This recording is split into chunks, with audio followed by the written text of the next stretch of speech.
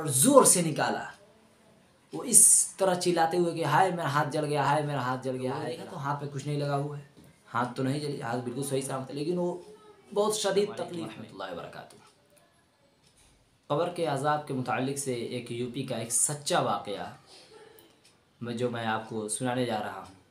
हो सकता है कि इस वाक़े को सुनने के बाद हमारे दिल में भी आखिरत की फ़िक्र पैदा हो जाए। दोस्तों, कब्र का अज़ाब जो बरहक है वो आनी ही आनी है गुनहगारों के लिए। हज़रत उस्मान गनी रज़ी अल्लाह तआला अन्हु कब्र के पास से जब गुज़रते तो कब्र पर कब्रिस्तान में जाकर खड़े होकर इतना रोते कि उनकी दाढ़ी मुबारक सब आंसुओं से तर हो जाती। पूछा गया कि आप ऐसा क्यों रोते हैं, आप इतना क्यों रोते हैं? तो उन्होंने जवाब दिया कि अल्लाह के नबी ने फरमाया है कि कब्र जो है या तो एक जन्नत के बागों में से एक बाग है और या तो जहन्नम के गड्ढों में से एक गड्ढा है। तो मैं इसलिए रोता हूँ कि ये कब्र जो है ये मेरे लिए कहीं जहन्नम का गड्ढा ना बन जाए। दोस्तों, कब्र का अज़ाब जो बरहक है वो आनी ही आनी है गुनहगारों के लिए।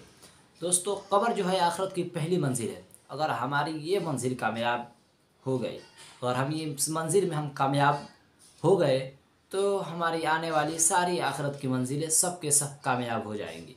दोस्तों, कभी कभी अल्लाह तबारक व तआला दुनिया में हमारे लिए ऐसे ऐसे वाक़यात कभी कभी ज़ाहिर कर देता है कि दुनिया वाले उसे देख कर सबक हासिल करे, इबरत हासिल करे और बुरे कामों को छोड़कर नेक रास्ते पर आ जाए, आखिरत की फ़िक्र करे, अपने अल्लाह को राज़ी करे।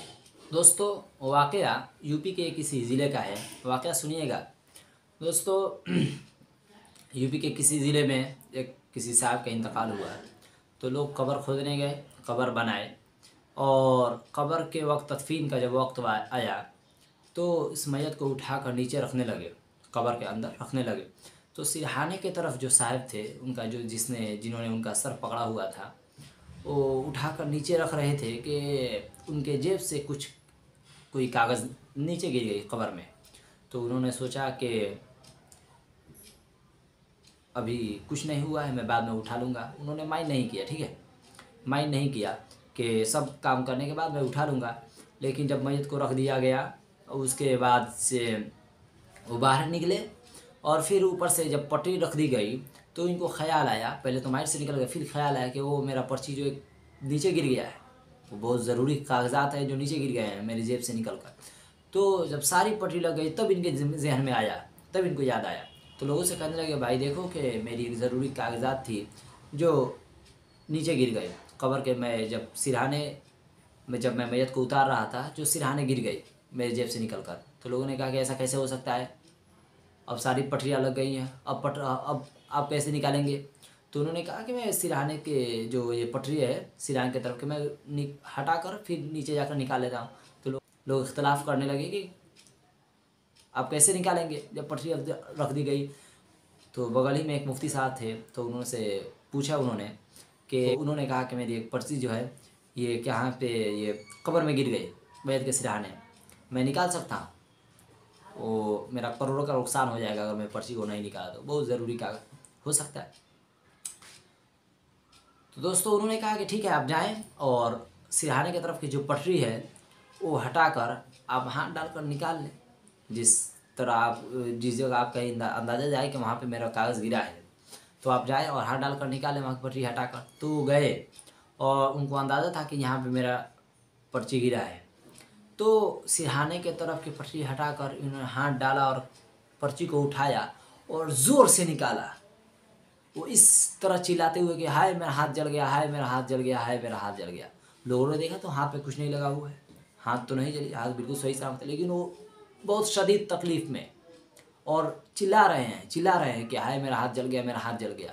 वो लोग देख रहे हैं कि हाथ बिल्कुल साफ है, हाथ में कुछ नहीं लगा, ये फिर ऐसा क्यों कह रहे हैं?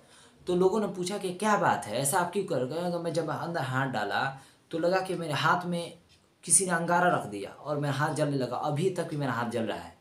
तो बहुत शदीद तकलीफ़ में थे, इतनी तकलीफ़ में आखिरकार उनको चारपाई पर लेटा कर घर पर लाया गया और लोग मरहम पट्टी करे, फिर उसके बाद कोई फ़ायदा नहीं और फिर उसी में वो चिल्ला रहे कि मेरा हाथ जल गया, अभी तक लग रहा है मेरे हाथ में आग लगी हुई है।